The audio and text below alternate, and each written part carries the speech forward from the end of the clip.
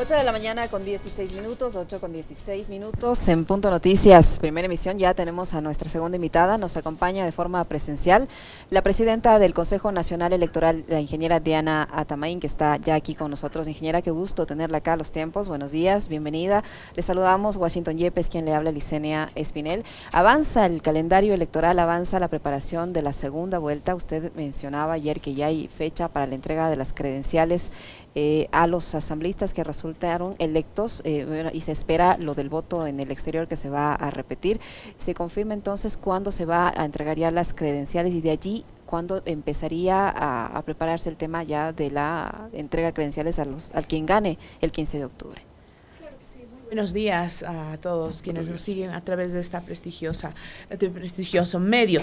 Efectivamente, el calendario electoral avanza más allá de las circunstancias que debemos resolver sobre el voto presencial que el CNE ha definido para hacerlo en el exterior, para todas las 3 circunscripciones. Nosotros tuvimos la responsabilidad de revisar y modificar en algo el calendario electoral, sobre todo la entrega de credenciales, hasta donde nosotros llegamos con nuestra responsabilidad. Está previsto que la entrega de credenciales, que lo primero que debemos es hacer con los miembros de la Asamblea Nacional para que éste se constituya y pueda posesionar al nuevo presidente o presidenta de la República. En ese sentido, hemos ampliado al menos una semana más de días de lo que estaba previsto inicialmente, en virtud de que al volverse presencial la repetición de las elecciones en el exterior, los recursos que se interponen pueden ampliar los días de definir o proclamar resultados definitivos para la conformación de asambleístas nacionales y asambleístas en el exterior.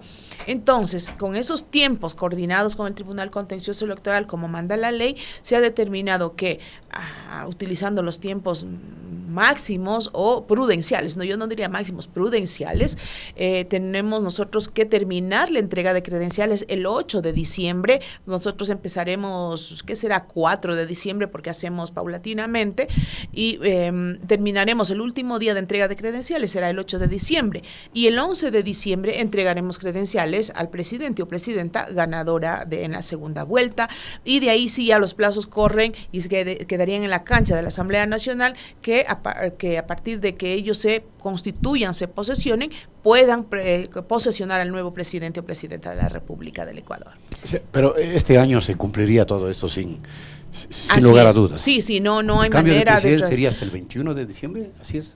Podría ser o antes, porque antes. Vamos a hacer un supuesto. Reciben las credenciales todos los asambleístas hasta el 8 de diciembre. Ellos, digamos, siendo muy rápidos, ágiles, 9 o 10 sesionan, nombran sus autoridades, y a partir de ahí, desde el 8, creo que desde que se proclaman resultados definitivos y que nosotros entregamos los credenciales, tienen pocos días o menos de 10 días para posesionar al nuevo presidente o presidenta de la Asamblea Nacional. Entonces, la ley dice que, antes eran 14, se constituyen y 24. Entonces, haciendo un símil, se tendría que posesionar el nuevo presidente o presidenta dentro de esos 10 días que la Constitución la ley y la Constitución también lo determina así. Es decir, que el presidente Lasso va a terminar su gestión, va a terminar el año al menos, o casi terminaría el año, y sería el quien posesione o entregue la banda presidencial al nuevo gobernante o nueva gobernante. Así es. Esta ampliación, es evidente por todos los problemas que se dieron con el voto en el exterior, que han tenido que ampliar estos plazos, y la decisión del Consejo Nacional Electoral, ingeniera Atamain, de convocar a elecciones presenciales y a repetir el voto en el exterior, le ha generado a usted un sinnúmero de cuestionamientos, incluso de amenazas. Hace pocos días, en los exteriores del Consejo Nacional Electoral, estaba un grupo de personas, exmilitares y expolicías y ciudadanos, denominados gente buena, junta cívica, no recuerdo exactamente, pero eran partidarios de esa organización política, reclamando por la decisión que ha tomado el Consejo Nacional, el Pleno del Consejo Nacional Electoral, de dejar que los ecuatorianos ejerzan su derecho al voto en el exterior. Le han amenazado con que si usted no renuncia a su cargo, ellos van a regresar con 3,000 personas en 10 días e ingresar a las instalaciones del Consejo Nacional Electoral. ¿Cómo toma usted este tipo de reacciones, no muy democráticas, por cierto, y qué medidas de prevención está tomando? Porque mire, estamos viviendo las secuelas del asesinato de un candidato a la presidencia de la República, de una violencia generalizada, y obviamente ustedes están en la mira de los violentos también. Bueno, precisamente nosotros lo que hacemos es tomar nuestras decisiones enmarcadas en la ley y en la Constitución, y de eso no hay nadie que a alguien le puede gustar o no gustar, pero es una decisión de la autoridad electoral que estamos actuando en derecho. En segundo lugar, la política o la politiquería o la forma de hacer política en los últimos tiempos ha deteriorado la calidad de la democracia, la credibilidad de la clase política, de la sociedad civil, precisamente por ese tipo de actitudes. Los eslogan, los refranes, los nombres bonitos que se ponen de titular para entrar en una campaña electoral desdicen mucho, o las acciones desdicen mucho a esos nombres que se ponen. Gente buena, si así es la gente buena ecuatoriana, yo creo que no es un grupo reducido que, si bien tiene todo el derecho de protestar, yo soy frontal, yo he salido de una organización, he salido de las marchas, de las calles, de las plazas, de levantar la voz de protesta sin miedo, pero sin provocar violencia, porque es un derecho ciudadano, la libertad de expresión y de pensamiento. Pero decir de que se van a tomar las instalaciones, más allá que nos pidan o no la renuncia, eso pasa en un segundo plano, sino que se van a tomar las instalaciones, que van a ser violentos en todo a nivel nacional, y amenazar, si no se van en los 5 días fuera del país, ¿qué va a pasar? ¿Cuál es el mensaje que viene por detrás de esto? Entonces, en una situación donde el país necesita reflexión, responsabilidad, asumir sus derrotas, celebrar sus triunfos, porque lo han hecho con la legitimidad del pueblo. Por ejemplo, se escucha mucho, el CN ha sido fraudulento, todo el sistema no vale. Entonces, y las bancadas que tienen 20 asambleístas, 26 asambleístas, 50 asambleístas, entonces entraron por fraude, están deslegitimando ellos mismos a sus asambleístas electos por el pueblo. Representantes. 30 representantes, 20 representantes los que tengan, y decir que el CNE actuó de forma fraudulenta, están diciendo que también ellos entraron de forma fraudulenta. Entonces, la gente, los jóvenes escuchan esos mensajes que desdicen mucho de los títulos y los que se ponen. Nosotros seguimos trabajando. Yo el día de hoy ya mandaré la denuncia ante la Fiscalía General del Estado, porque esto no puede pasar, no se debe permitir, y no es porque tengamos miedo o defendamos nuestros puestos de trabajo, defendemos la institucionalidad, defendemos la democracia, y lo que necesita este país es la toma de decisiones correctas. Y si es que nosotros nos hemos equivocado de ser el caso, están las instancias respectivas donde se debe reclamar. Esto es ante el Tribunal Contencioso Electoral, que es el juez de última instancia, y que sabemos ya en los próximos días tendrá que pronunciarse respecto a si la decisión de repetir las elecciones en las circunscripciones del exterior fueron correctas o no. Nosotros estamos convencidos que sí, hay antecedentes similares a esto, hay razones técnicas, hay razones jurídicas, hay razones razones de legitimidad para nosotros haber tomado esa decisión. Así es que nosotros seguimos sin detenimiento preparando ya la segunda vuelta, y por eso es que ya tenemos incluso moderador para el debate que se realizará. Ya le vamos a preguntar sobre eso. Esa denuncia, pero, antes de pasar, perdón, sí, Guachito, la denuncia, ¿contra quién va a ser esa denuncia? ¿A qué hora la va a presentar? Sí, ayer me pasaron un borrador que, soy sincera, no lo miré detenidamente. Hoy tendré que reunirme con la directora o el director jurídico. Bueno, el encargado creo que sale con permiso, nuestra directora, o tal vez si esté ya mismo en la mañana. Revisaré de qué se trata, cómo se está planteando, para poner el ok, poner mi firma de responsabilidad de defensa a la institución, y podré dar más detalles. Ayer en la tarde me pasaron una propuesta y lo estamos revisando, y todavía no tengo los detalles, eso, pero no podemos permitir que se incite a la violencia, no podemos permitir que se afecte a la institucionalidad y sobre todo de la democracia.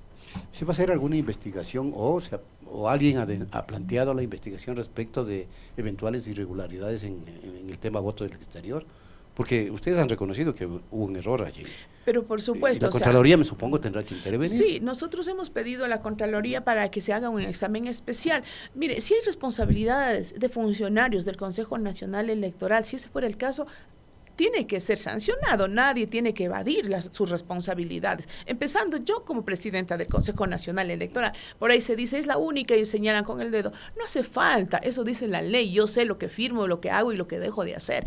En segundo lugar, si es que hubo dolo, mala intención y de perjudicar este sistema de votación, la Fiscalía tendrá que investigar, asimismo la Contraloría, y los pedidos de investigación a la Fiscalía como en la Contraloría lo he hecho ya como presidenta del Consejo Nacional Electoral, porque nada puede quedar en duda. Lo peor que le puede pasar a un país, a una institución, es que cuando se ha generado un problema, un conflicto, no haya responsables, no se haya definido qué es lo que pasó, porque más allá de las circunstancias del momento, nosotros defendemos el voto telemático, que fue una herramienta muy, muy importante para acercar a la institución hacia los ecuatorianos residentes en el exterior. Sin embargo, no funcionó. Pero si no sabemos el problema, la raíz del problema, ¿cómo podemos pensar en caminar siempre hacia adelante acorde a la tecnología?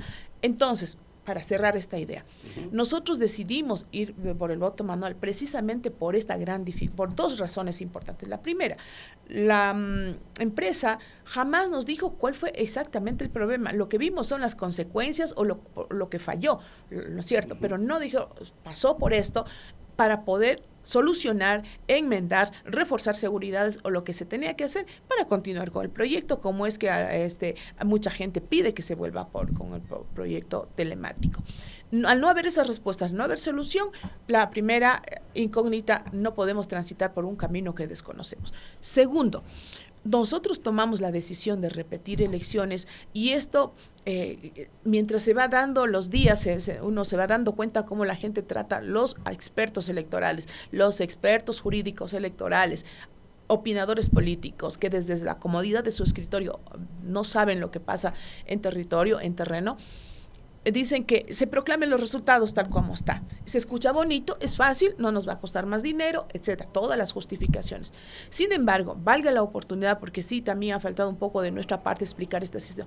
¿Por qué no se puede proclamar los resultados con la gente que votó y accedió en ese momento, tanto en las diferentes circunscripciones?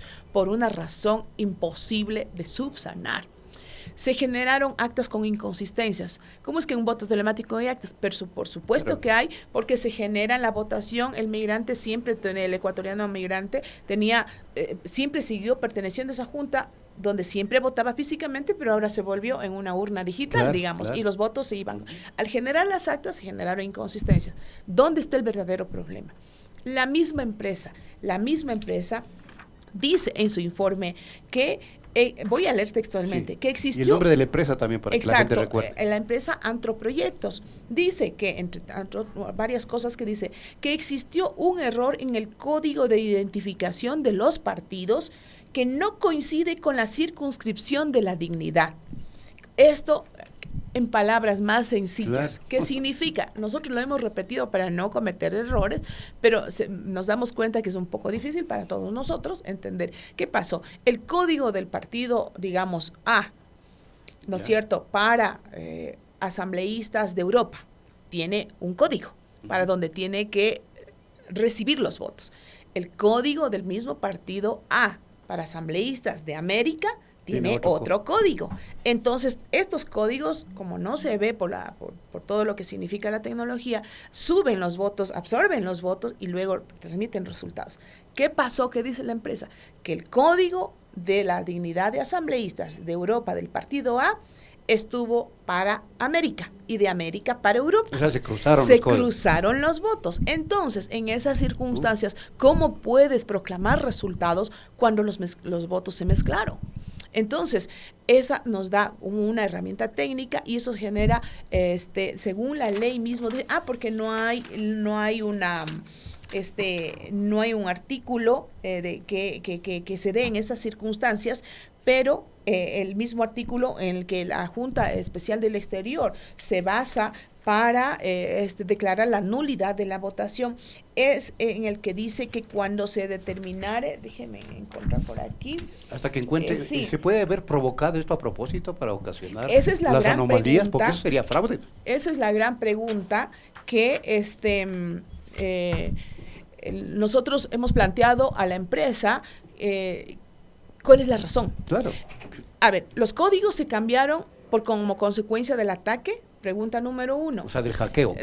¿Ok? Y esa fue la intención y por eso hubo inconsistencias. Segundo, si no fue por consecuencia del hackeo, ¿La empresa tuvo alguna responsabilidad de no programar adecuadamente esos códigos? Esa es otra pregunta. Se corrige que desde luego. ¿Y por qué la empresa Así es. Anteproyectos les trata de lanzar la responsabilidad al Consejo Nacional Electoral diciendo que ustedes estaban a cargo del sistema y que ellos solo lo que tenían era que capacitar, que monitorear, etcétera, etcétera? He visto no puede ser, al no. menos un par de entrevistas del gerente de esta empresa en el que trata de lanzar la responsabilidad de los errores en el voto en el exterior al Consejo Nacional Electoral, diciendo que ellos no estaban contratados para eso y ellos tuvieron un contrato de $800,000 y un poquito más y ya recibieron el 50% del pago. O sea, ¿cómo entender entonces esa posición que ahora adoptan?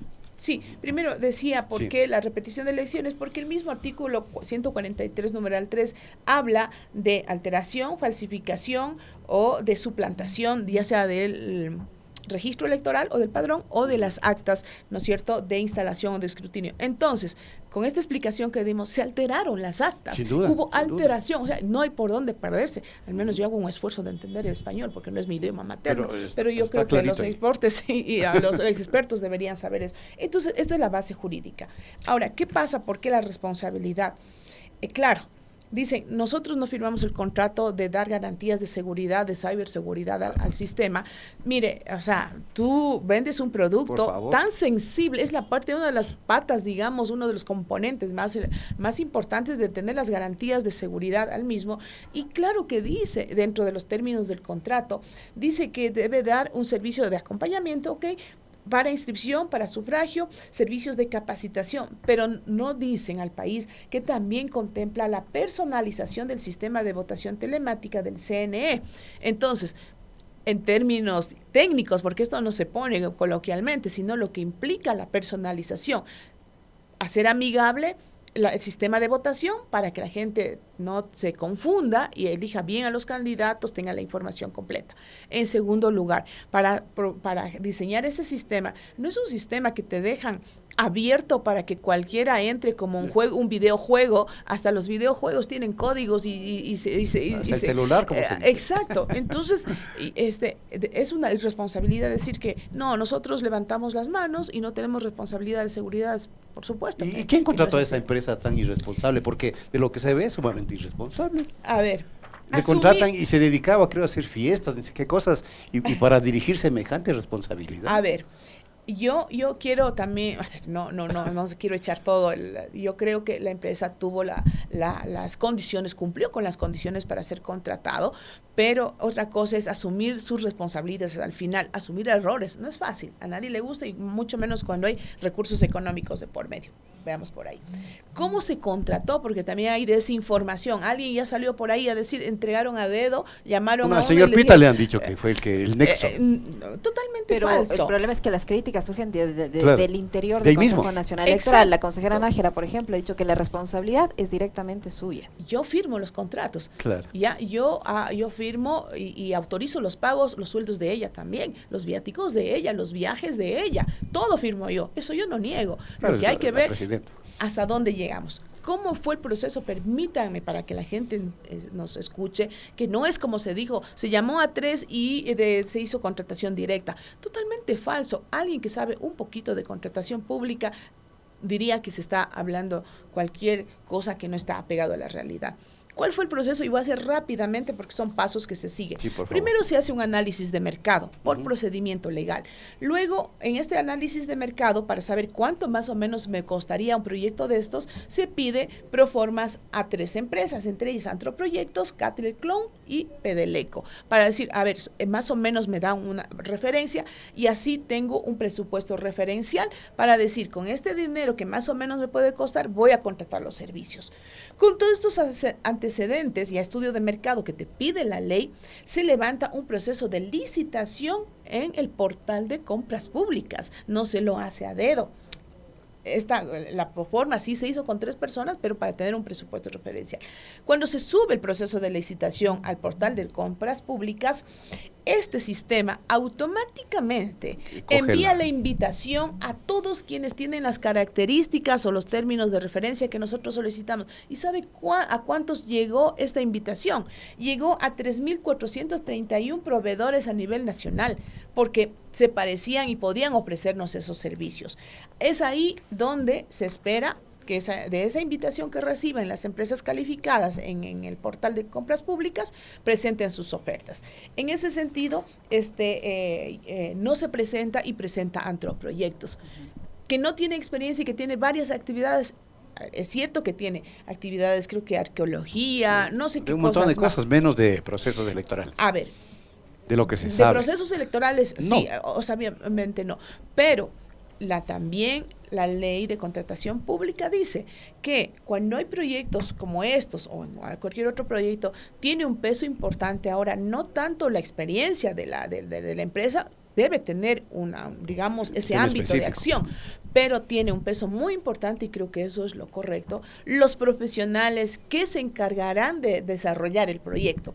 Y yo decía, por ejemplo, yo hoy puedo hacer una empresa, yo llevo ya años en el tema electoral y tengo experiencia, tengo conocimiento, tengo cursos, etcétera. Entonces, el perfil profesional del equipo que se iba a entregar era muy alto, estaba totalmente de acuerdo para los requerimientos que el Consejo Nacional Electoral. De no ser así, no se hubiera contratado, hubiera sido una responsabilidad.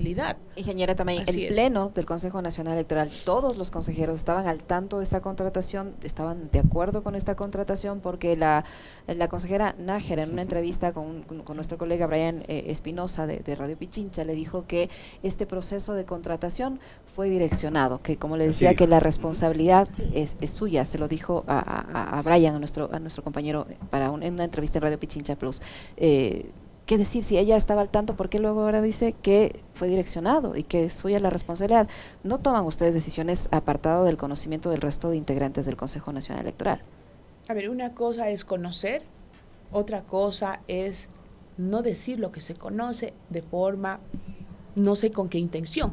Lo que le estoy diciendo, todo el mundo que sabe algo de contratación pública, para eso tienen asesores. Si la presidenta, como se supone, no le da ninguna información, todo está en el portal de compras públicas. Y si yo tengo un asesor, le llamo, investígame cómo se dio el paso a paso, y venir a decir de forma irresponsable, se dio de forma direccional, es totalmente irresponsable. Y no le perjudican a Diana Tamain, porque cuando se haga el examen de Contraloría, van a determinar que se cumplió con todo lo que manda la ley. Entonces me parece que hay una mala intención de perjudicar, y no a la presidenta, sino terminan perjudicando a la institución como tal. Lo estoy demostrando, y esto la Contraloría lo va a ver, y esto se sabe porque en el portal de compras públicas se generan todos estos pasos. Si no se da, por eso cuando hay un proceso electoral tan repentino, nosotros rogamos, suplicamos que los presupuestos nos entreguen rápidamente, porque estos procesos no se hacen de un día para otro, te toman por lo menos 30 días para adjudicar. Entonces no se puede hablar de eso. No digo que todo sea perfecto, que Contraloría lo determine. Pero no Contraloría le ha pedido ya fecha para poder ingresar con sus auditores. Claro, ustedes pidieron eso, ¿no? Yo pedí, aquí hay varias cosas. A mí me gustaría que Contraloría examine todo, y yo quiero y le pido a Contraloría. Sin embargo, hemos estado de elección en elección, y cuando ya ha empezado Contraloría, y la ley dice que se debe tener independencia y que no pueden interferir.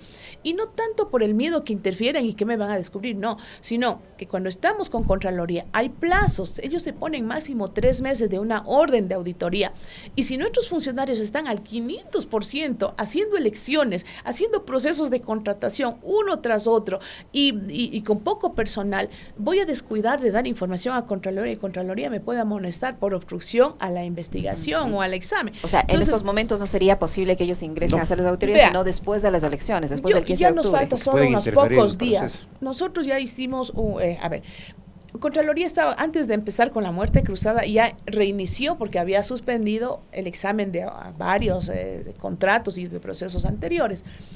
Nos cayó la muerte cruzada, y entonces, ¿y ahora qué hago el Contralor? Bueno, paremos, para que no, nuestra gente está más que ocupada, paramos, pero había ya procesos que estaban un 90% avanzados. Siga, eso sí tengo tiempo.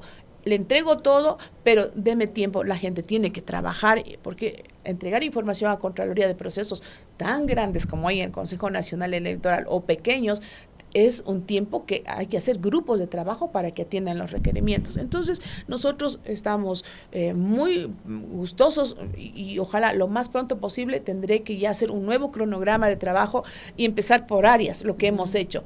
El área de organizaciones políticas, ahorita ya no tiene casi nada que hacer, ya se calificaron candidaturas, no hay impugnaciones a candidatos, etcétera, está un poco liberado y podría entrar Contraloría por esa área. Luego que terminemos en sistemas, cuando ya se cierre y todo eso, y cuando ya se haya la posibilidad, si es que se fuera al sistema informático, se abre el sistema informático, antes no se lo puede hacer. Temas de contratación pública en comunicación, por ejemplo, todavía están en ejecución y la gente está desbordada haciendo todo eso y no podemos. Entonces, hay un cronograma de trabajo que nosotros hemos llegado a acuerdos donde sí, como ya, esta área sí puede seguir trabajando. Entonces, nosotros vamos a pedir y hemos pedido varias veces la intervención de la Contraloría, inclusive con varios frentes, varios equipos, porque no es solamente que alguien viene y revisa los papeles, queremos que todo quede claro. Entonces, estamos trabajando con transparencia y decir que fue direccionado y ya emitir criterios de juzgamiento a alguien me parece una total irresponsabilidad y no actuar con profesionalismo y con ética como debemos actuar las autoridades. Es un hecho que se comprueba que la empresa no rindió profesionalmente como se esperaba, porque hay semejantes irregularidades que obligan a repetir el proceso. ¿Se puede resarcir lo que se invirtió en lo que mucha gente está diciéndonos acá en las redes, que el contrato a una empresa, una suerte de empresa fantasma? No, yo no considero que sea una empresa fantasma, cumple con las garantías, no hubiéramos entregado un contrato a una empresa fantasma, o sea, se imaginan lo que es firmar un contrato para mí como Diana Tamayo, una responsabilidad para tal, uno cuida hasta el último centavo de los recursos, pero sí debe haber algún tipo de responsabilidad, y si es que la investigación tanto de la Fiscalía como de Contraloría dice, ellos hicieron todo, pero lamentablemente los ataques cibernéticos ha pasado en las mejores familias, para decirlo coloquialmente, en empresas que tienen muchísima seguridad, siempre hay ese riesgo, y si que se determina, no hubo responsabilidad de ellos, que ellos sí cumplieron con todo, bueno, habrá la autoridad que pronunciarse, por eso es la investigación. Yo no quiero acusar a nadie, pero tengo que contarle cómo se dieron las cosas y ya, la Contraloría y la Fiscalía capaz dicen, sí, los ataques cibernéticos causaron esto, vinieron de tal, y hasta ahora se puede saber quién lo hizo, cómo sucedieron las cosas, y eso es lo que nosotros queremos que conozca la gente. Pero al final de esto, sí, nosotros hemos empezado ya con el proceso de terminación unilateral del contrato para ejecutar las garantías del buen uso del anticipo y del fiel cumplimiento del contrato. Eso tiene que seguir un debido proceso, la empresa tiene su derecho a la defensa, eso es así, pero yo tengo que defender a la institución a la que represento. ¿Y la empresa puede contrademandar al Consejo Nacional Electoral también? Bueno, es un proceso muy largo, veamos qué pasa, pero nosotros hemos hecho lo que nos corresponde, salvaguardar los recursos de los ecuatorianos, pues tenemos responsabilidad sobre aquellos que hemos firmado, y en eso no tengo miedo de decirlo, soy la presidenta representante legal, administrativa, judicial, como quieran, pero aquí no ha habido ninguna mala intención, ni de perjudicar la participación política de ninguna organización política, mucho menos de los ecuatorianos residentes en el exterior, al contrario, hicimos todo el esfuerzo para poder hacer que no pierdan ese derecho de participación. Pero a lo mejor no mala intención de ustedes, pero a lo mejor sí de la empresa. Usted dice que tiene que investigarse, sin lugar a dudas, y por eso voy a lo siguiente. ¿En qué se perjudicaría la gente buena, entre comillas, porque no se le ve que sea tan buena, que está pidiendo incluso la salida de ustedes, de todos los vocales, por el accionar de esta empresa? ¿En qué se perjudicaría? ¿O qué es lo que ellos están reclamando? Porque las elecciones que se van a dar, se supone van a ser claras. Así es, la verdad no sabemos qué es lo que buscan en el fondo, al parecer quieren desestabilizar, no nos ven como... Nosotros no vamos a hacer favores a ningún partido político, no tenemos inclinaciones políticas, actuamos en derecho, y esas amenazas para que renunciemos, y si ellos creen que de pronto sus amigos, sus conocidos, o ellos creen que van a estar ahí, que lo hagan, pero después. Entonces, no entiendo cuál es la intención de fondo, quitarle credibilidad a la institución, cuando debe lo correcto, cuando uno está inconforme, tiene que seguir los canales oficiales, legales, irse al contencioso electoral y esperar que las autoridades se pronuncien. Y lo de fondo no puede ser sembrar dudas para lo que se viene, que es justamente la segunda vuelta electoral, que es tan crítica en el momento que vive el país. Así es, hay varios efectos que puede causar esto. Primero, hacer que restar credibilidad a las autoridades electorales, a la institución, generar esas dudas dudas de falta de transparencia, cuando las elecciones, estas últimas, ustedes van a recordar y yo contaré después de muchos años, no hubo una sola papeleta quemada, hubo muy bajas inconsistencias numéricas. Las provincias de Guayas, Manabí, Esmeraldas, que antes se demoraban 2 meses en proclamar resultados oficiales, lo hicieron en 4, lo hicieron en 5 días.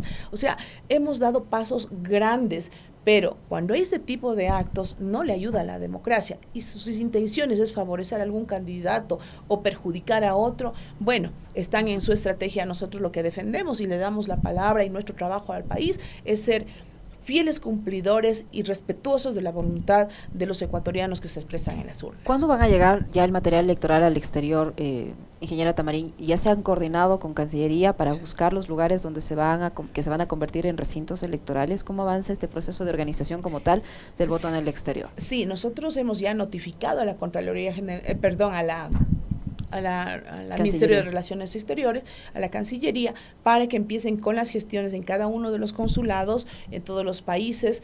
Sabemos que en Génova están todavía con una dificultad de conseguir estos espacios, eso lo sabíamos, lo supimos siempre, por eso fuimos por el voto telemático. Sin embargo, ahora que habrá que hacer esfuerzos, estamos tratando de que las relaciones bilaterales entre países nos puedan alquilar o prestar coliseos deportivos.